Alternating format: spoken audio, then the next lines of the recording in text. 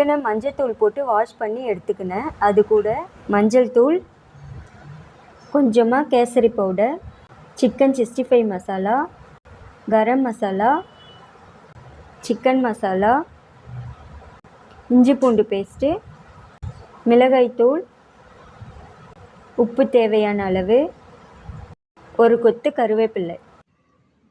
இந்த மசாலாலாம் மிக்ஸ் பண்ணி 1/2 அன் ஹவர் ஊற வச்சுக்கலாம். 1/2 அன் ஹவர் ஆயிடுச்சு.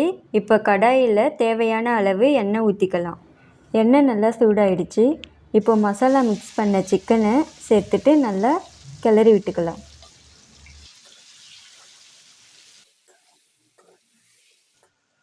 சிக்கன் நல்லா குக் ஆகுற வரைக்கும் அடுப்பை சிம்மில் வச்சு டீப் ஃப்ரை பண்ணணும்.